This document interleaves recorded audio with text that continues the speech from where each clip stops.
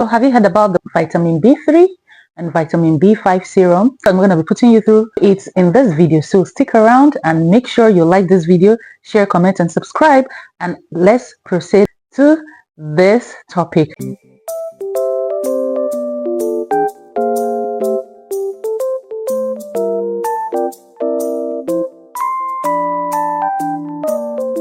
Hello everyone, you're welcome or welcome back to the channel. My name is Judith and this is my channel, Judith Effect. So a lot of times we've been all about the vitamin C serum and have not really paid attention to why sometimes our skin gets dried after using vitamin C serum. I'm not saying vitamin C serum is not good.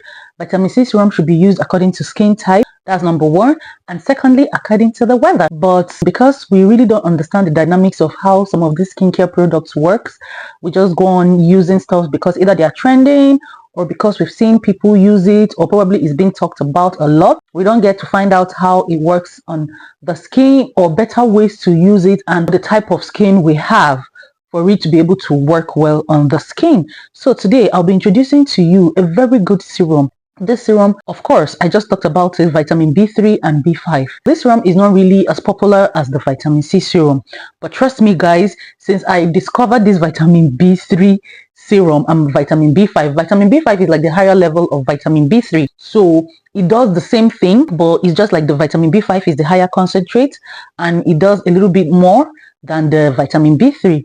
So guys, in this video I'll be telling you how and when you can use your vitamin B3 or vitamin B5 and then why it is good on the skin. Also, vitamin B3 or B5 is actually a serum that should be used even if your skin is sensitive, particularly sensitive and dry skin. Let's talk about why vitamin B3 and B5 is good. First and foremost, these serums, they work to smoothen your skin, they work to moisturize your skin, they work to actually keep your skin very hydrated. Now, if you're using vitamin B3 as a dry skin person, it helps to ease your dry skin. If your skin is really flaky, if you're suffering from dry skin and you're looking for a serum to help to smoothen out your skin, to make it look healthy, to make it look hydrated, vitamin B3 is a very good serum that you can use to treat dry skin, to treat flaky skin. And then if you want to get that high level of hydration, like that very good, smooth and highly moisturized, hydrated facial skin, smoothing out dark spots, then vitamin B5 is the go-through serum any day, anytime. And also for the weather, if you are in a place that is very hot, that is very warm, that if you're still experiencing winter, or if you're in a summer, if you're in a country that is already summer or is already warm, vitamin B3 works for those two weathers. You can use vitamin B3 for all weather and vitamin B5 for all weather as well, because these are hydrating serums. Apart from working to smoothen out your skin, it also works to hydrate your skin. It helps to ease dark spots, it helps to ease wrinkles, it helps to ease out stressed looking face. Why I said that vitamin C is not a serum that should be used by all skin type is because vitamin C, to some extent, if you use it frequently, it can actually dry out your skin because it has some antioxidants that helps to brighten your face. But at the same time, if you use it so much, like too regularly, especially if it has helped to ease out the dark spots or whatever reason you're using vitamin C, it is best advised to alternate using it. Like, don't use it all the time. Or if you have dry skin, it is not advised for you to use vitamin C all the time. I've heard people say that don't even use vitamin C at all, like people with dry skin. I've heard them talk about not using vitamin C. The vitamin C serum actually dries out their skin the more. Except when you're using vitamin C, you're using a very highly moisturizing face cream. But even at that, as someone who is suffering from dry skin, I wouldn't advise you to be using vitamin C regularly, except probably you don't have any serum again to use. Although vitamin B3 and B5, they are really on the high side. I don't know if these serums are actually talked about. I've not really seen emphasis really laid on vitamin B3 or B5. I've heard a lot about vitamin C serum. A lot of people hype vitamin C serum. Vitamin C serum is good, no doubt, but if you have a dry skin and if you live in a country or in an environment that is cold, especially using it in a very cold weather that is really dry, vitamin C is not really advisable for you to use because it doesn't sustain the level of moisturization on your face. It can give you that glow that instant glow, but it doesn't stay for a long time and it oxidizes easily. It is a serum that if you don't know, like if you don't keep it in a cool or dry place, mostly in a dry place, and if you leave it open for long, something like that, it can oxidize easily, like it can lose its potency. That's another disadvantage of vitamin C.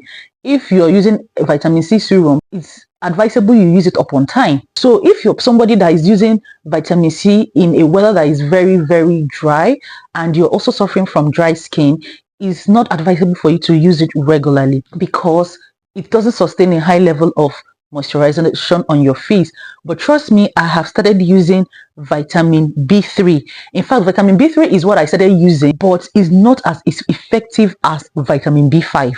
Honestly, since I started using vitamin B5, it has been my go-through serum. Like the moisture, the hydration, the smoothing effect, the spot treatment, the anti-aging, the feel it gives on my skin. I am so satisfied with using vitamin B5. And the good thing about it, I wanted to say the good.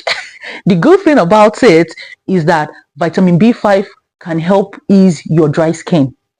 It can also be used by both dry and particularly sensitive skin, because I have a sensitive skin. So anything I'm buying, especially products, skincare products, I'm always looking out for sensitive skin. It can treat both dry and sensitive skin. If vitamin C serum is doing it for you, then it's fine. It's okay, you can go on using it. But if you want that level, that high level of hydration, that very younger looking face, younger looking smooth skin, and if you're also trying to treat dark spots, vitamin B5 gradually smoothens out dark spots. It gradually brightens your face. It gradually eases out wrinkles. It gives you that very soft looking and hydrated look. Once you're using that serum, honestly, you don't need to do too much. Once you use it, you can use your brightening cream afterwards. You can use moisturizing cream afterwards. It still gives it that nice shine, that nice glowy effect. So if you've not heard about vitamin B3 or vitamin B5, my darlings, now that I've introduced you to it, look out for it. If you can't buy it in a physical store, you can always order it online. There are good skincare brands that sell vitamin B3. You can look out for them. When you use vitamin B3 on your skin, you will know it's the truth. So if you're suffering from dry skin, or if you have a sensitive skin, try using or pairing vitamin B5. If your skin is really dry, I would advise you go for the vitamin B5, because vitamin B5 is really good. It's on another level. It contains good antioxidants and it just gives you this healthy looking, hydrating feeling on your skin. Okay, I feel vitamin B3 is a bit limited in terms of its hydration on the skin. Like it doesn't last as long as vitamin B5 does, and you can use them on all weathers. I started using it in this winter and I am so satisfied with the effect it's been giving me during this winter season on my face. In fact, as you use it and as time goes on, you'll keep feeling that moisturizing feeling on your face.